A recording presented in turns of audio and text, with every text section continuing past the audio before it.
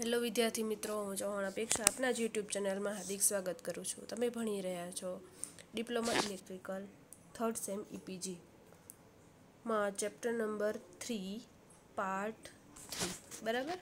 Part 2ની અંદર આપણે જોયેલું હતું કે આઇસોટોપ્સ એટલે શું, એટોમિક માસ યુનિટ AMU એટલે શું, માસ ડિફેક્ટ કોને કહેવાય અને બાઇન્ડિંગ એનર્જી એટલે શું. બરાબર. એકવાર રિપીટ કરી જાઉં છું બધા ટોપિક્સ. બરાબર.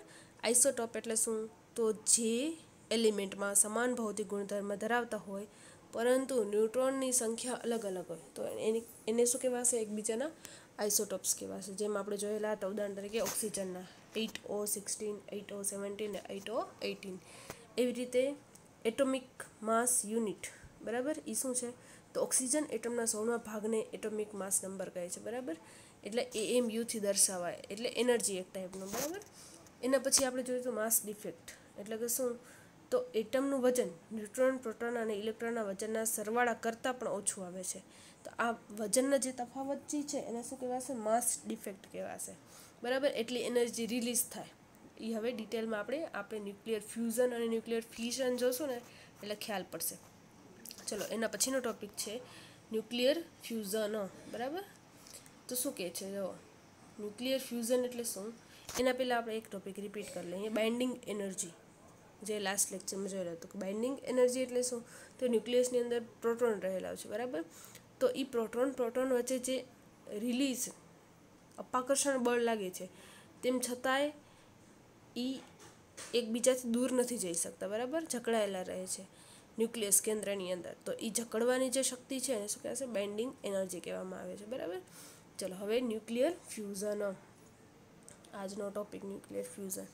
તો શું કહે છે, જો બે હલકા ન્યુક્લિયસ સંયોજાય છે ત્યારે સારી એવી એનર્જી રિલીઝ થાય છે, છૂટી પડે છે. આ પ્રક્રિયાને ન્યુક્લિયર ફ્યુઝન અથવા તો થર્મોન્યુક્લિયર રિએક્શન કહેવામાં આવે છે. બરાબર. બે હલકા ન્યુક્લિયસ મીન્સ જે બે વધારે વજન ન ધરાવતા હોય એવા બે ન્યુક્લિયસ જ્યારે સંયોજાય છે, ભેગા મળે છે, ત્યારે એક નવો એટમ ક્રિએટ થાય છે. પ્લસમાં ન્યુટ્રોનની સંખ્યા અને ઘણી બધી એનર્જી રિલીઝ થાય છે. તો આ પ્રક્રિયાને શું કહેવામાં આવે છે, ન્યુક્લિયર ફ્યુઝન. ભેગા થવાની પ્રક્રિયાને શું કહેશે, ન્યુક્લિયર ફ્યુઝન. બરાબર. તો અહીં તમને ઉદાહરણમાં દીધેલું છે કે હાઇડ્રોજનના હેવી આઇસોટોપ્સ 1H2 જેને ડ્યુટેરિયમ કહેવાશે, ડ્યુટેરિયમ. બરાબર. તો એ બે ડ્યુટેરિયમ ભેગા થઈ અને એક હિલિયમ ન્યુક્લિયસ, હિલિયમ એટમ જે છે એ બનાવે છે. બરાબર. અને પ્લસમાં એક ન્યુટ્રોન રિલીઝ થાય છે અને ઘણી બધી એનર્જી રિલીઝ થાય છે. બરાબર. તો આ પ્રોસેસને શું કહેવાશે, ન્યુક્લિયર ફ્યુઝન. ચલો, 1H2 ડ્યુટેરિયમ છે એનું માસ તમે જોશો તો અહીંયા તમને દીધેલું છે 2.01473. બરાબર. એવા બે છે એટલે બે વખત પ્લસ 2.0143. બરાબર.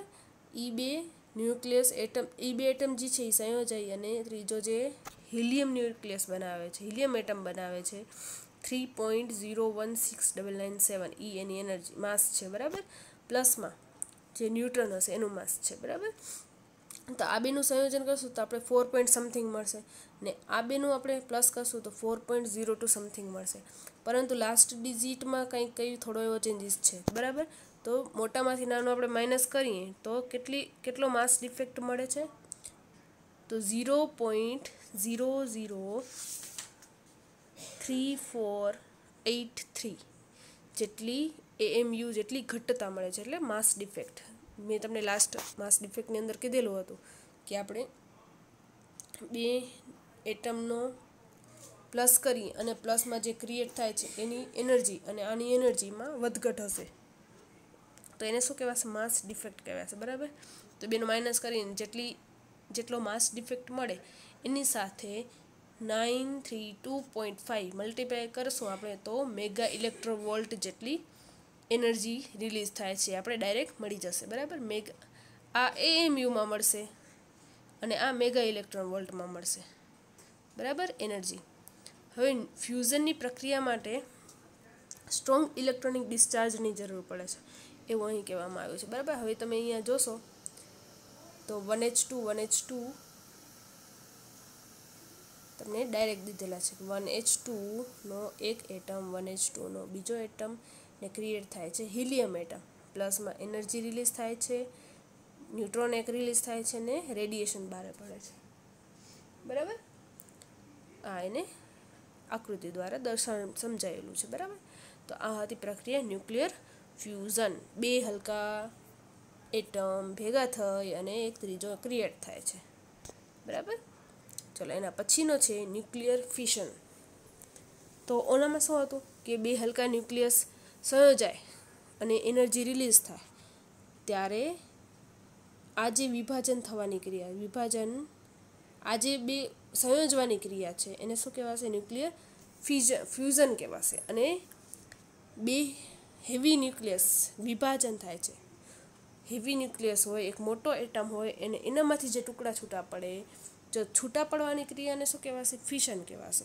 અને ભેગા થવાની ક્રિયાને શું કહેવાશે? ફ્યુઝન કહેવાશે, બરાબર. આગળ આપણે જે જોયું એ હતું બે ભેગા થવાની ક્રિયા હતી, એને શું કહેવાશે? ફ્યુઝન.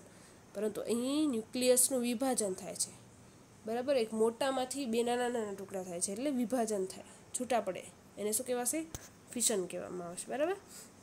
તો ઉદાહરણ દ્વારા સમજીએ આપણે. તો અહીંયા યુરેનિયમ દીધું છે, બરાબર. 92 યુરેનિયમ 235, એના ઉપર ન્યુટ્રોનનો મારો કરવામાં આવે. ન્યુટ્રોન વડે બોમ્બાર્ડ એટલે મારો કરવામાં આવે, બરાબર. એના ઉપર ફેંકવામાં આવે ત્યારે લિથેનિયમ ને બ્રોમિન એ બે એટમ જે છે એ છૂટા પડશે. પ્લસમાં 3 ઇલેક્ટ્રોન પણ છૂટા પડશે, બરાબર. તો યુરેનિયમ 235 ઉપર ન્યુટ્રોનનો મારો કરવામાં આવે ત્યારે લિથેનિયમ પ્લસ બ્રોમિન પ્લસ 3 ઇલેક્ટ્રોન છૂટા પડે છે. તો આ એક યુરેનિયમમાંથી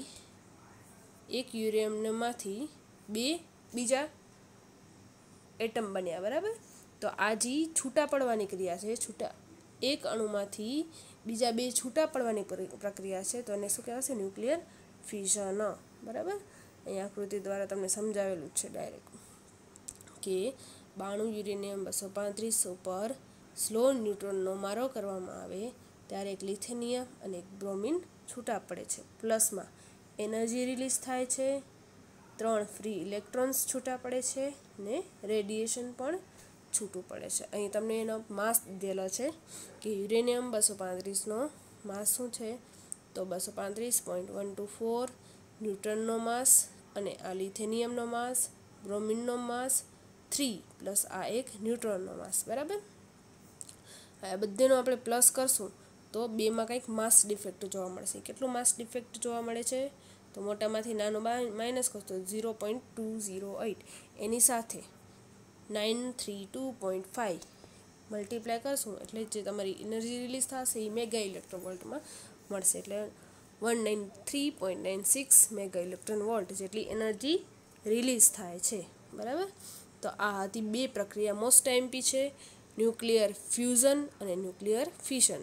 બે હલકા ન્યુક્લિયસ ભેગા થવાની સંયોજવાની ક્રિયાને ન્યુક્લિયર ફ્યુઝન કહીશું, અને એક મોટા એટમમાંથી બે છૂટા પડે અલગ થવાની ક્રિયાને ન્યુક્લિયર ફિશન કહેવામાં આવે છે, બરાબર.